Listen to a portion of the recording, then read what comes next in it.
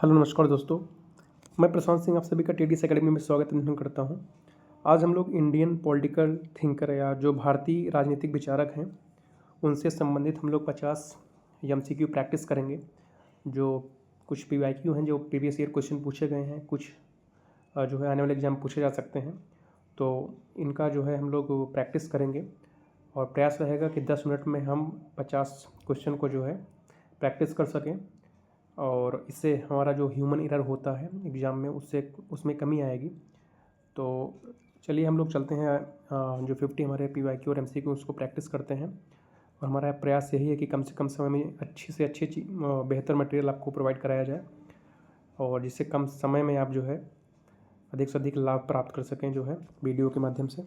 ठीक है, तो आइए पहला जो प्रश्न हमारा है कि अर्थशास्त्र के लेखक कौन है। तो अर्थशास्त्र के लेखक जो है ऑप्शन दिया गया है मनु, कौटिल्य, अशोक, याज्ञवल्क्य, है ना। तो अर्थशास्त्र के लेखक जो है कौन है? कौटिल्य। ठीक है, जिन्हें चाणक्य भी कहा जाता है। ठीक है, अगला जो प्रश्न है हमारा, कौटिल्य के अनुसार राज्य के कितने अंग हैं? ठीक है, 5, 6, 7 या 8, है ना। तो कौटिल्य के अनुसार राज्य के कितने अंग हैं? तो 7 अंग इन्होंने, है ना। 7 अंग माने जिसे सप्तांग सिद्धांत भी कहते हैं, है ना। तो कौटिल्य ने कौन सा सिद्धांत दिया है? तो इन्होंने सप्तांग सिद्धांत दिया है। ठीक है, सप्तांग सिद्धांत इन्होंने दिया है।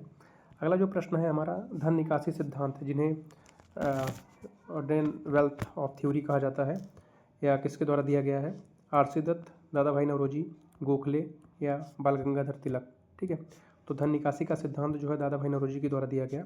ठीक है, और यह उपनिवेशवाद के दौरान जो है दिया गया था, जब ब्रिटिश सत्ता जो है यहाँ पे थी। ठीक है, और अगला जो प्रश्न है हमारा, स्वराज्य मेरा जन्मसिद्ध अधिकार है, किसके द्वारा दिया गया कथन है? गांधी जी, गोखले, तिलक या नेहरू। तो स्वराज्य मेरा जन्मसिद्ध अधिकार है या बाल गंगाधर तिलक जी का है। ठीक, अगला जो प्रश्न है हमारा, गांधी जी की राजनीति का आधार क्या था? शक्ति, हिंसा, नैतिकता या वर्ग संघर्ष। तो हम सबको पता है कि गांधी जी का राजनीति का आधार क्या था? नैतिकता। ठीक है, इन्होंने नैतिक जो मूल्य है उनको जो है अपनाए अपने जीवन में। ठीक है, और अगला जो प्रश्न है हमारा, ग्राम स्वराज्य की अवधारणा किससे संबंधित है? नेहरू जी से, लोहिया जी, गांधी जी या अम्बेडकर। तो ग्राम स्वराज्य की अवधारणा जो है संबंधित है किससे? गांधी जी से। ठीक है, अगला प्रश्न है हमारा, भारतीय संविधान के शिल्पकार कौन कहलाते हैं? नेहरू जी, गांधी जी, पटेल जी या अम्बेडकर जी। तो भारतीय संविधान के शिल्पकार कहे जाते हैं हमारे अम्बेडकर जी। ठीक है, भारतीय संविधान का जो है इनको निर्माता या शिल्पकार कहा जाता है।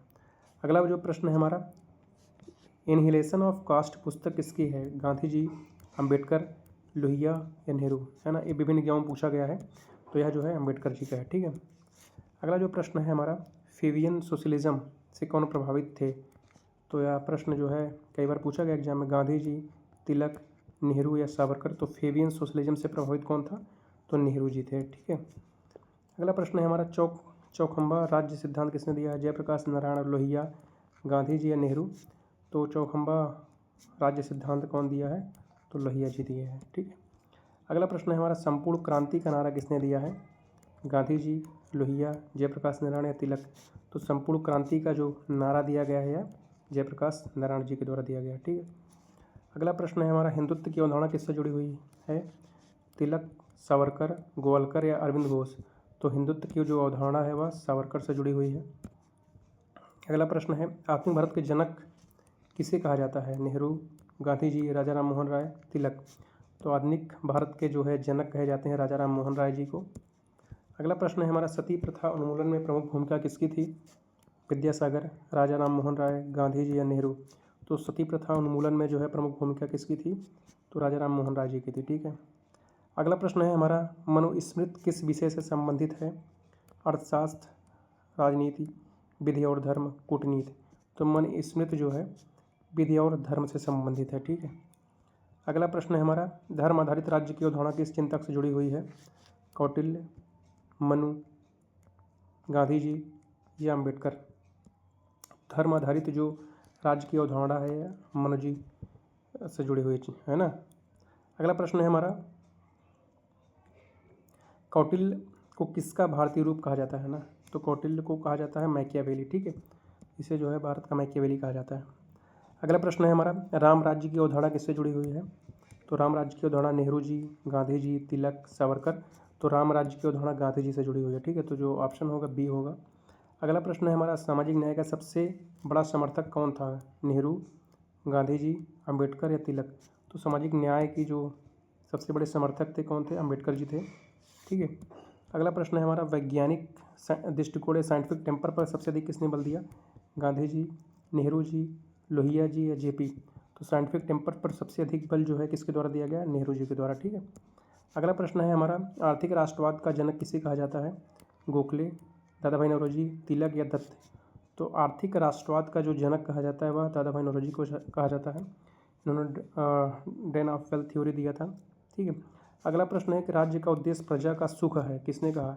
मनु, कौटिल्य, गांधी या नेहरू?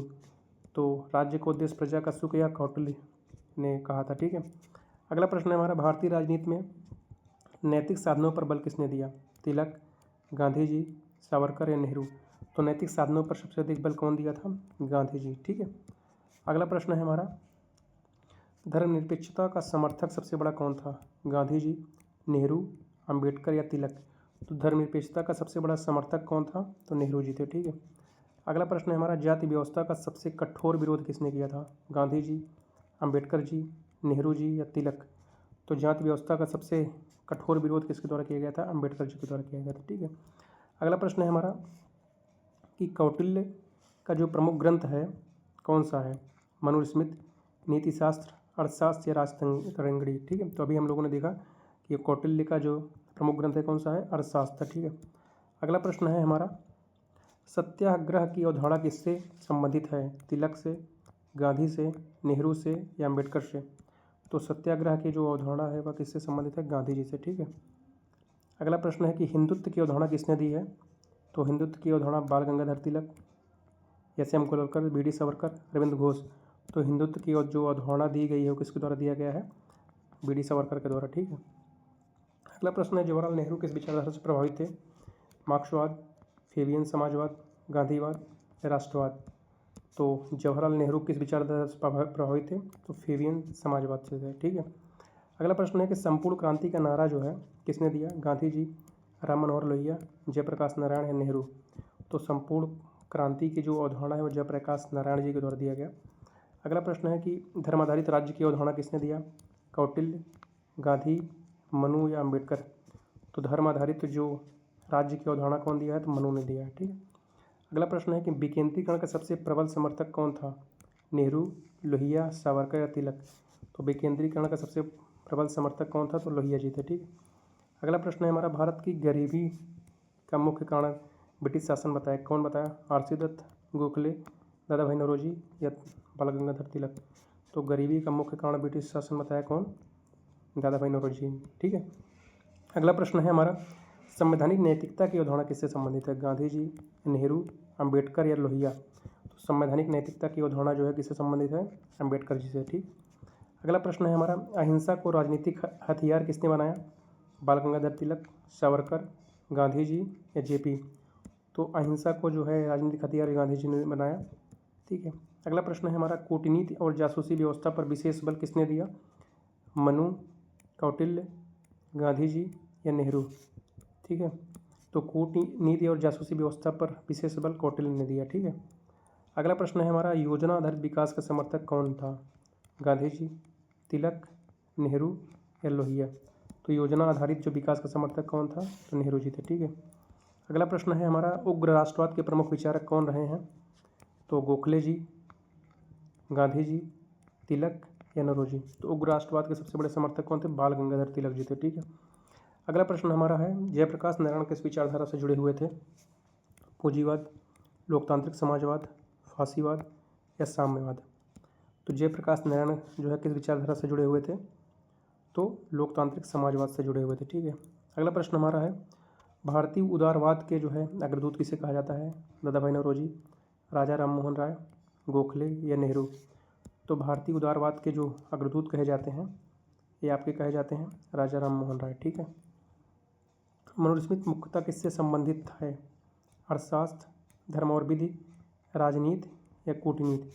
तो मनुस्मृति जो है मुख्यतः किससे संबंधित, धर्म और विधि से। ठीक है, अगला जो प्रश्न है हमारा, सांस्कृतिक राष्ट्रवाद का समर्थक कौन था, गांधी, सावरकर, नेहरू या लोहिया। तो सांस्कृतिक राष्ट्रवाद के समर्थक कौन थे, तो सावरकर जी थे।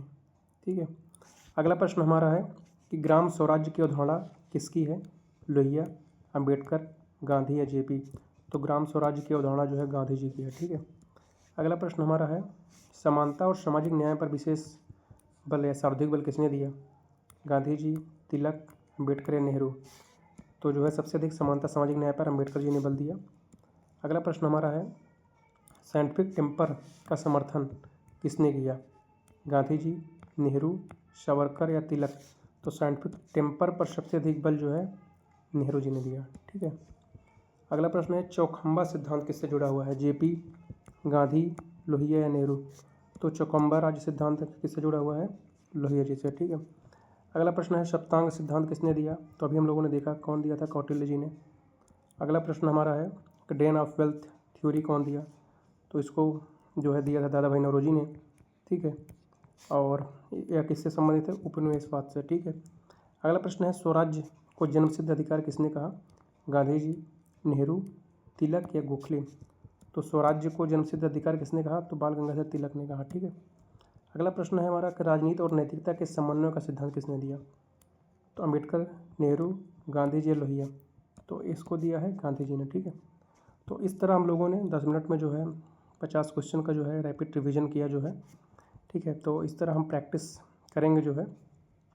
तो अगर यह सीरीज आपको बेहतर लग रहा हो, पसंद आए, तो आप लाइक, शेयर, सब्सक्राइब करें, कमेंट करें, अधिक से अधिक लोगों तक पहुंचाएं, और जिससे हमारा जो मनोबल है बढ़े, और अधिक से अधिक जो है वीडियो आपको लाएँ जो कम से कम समय में स्मार्ट तरीके से चीज़ों को आप कवर कर सकें, एग्ज़ाम क्वालिफाई कर सकें।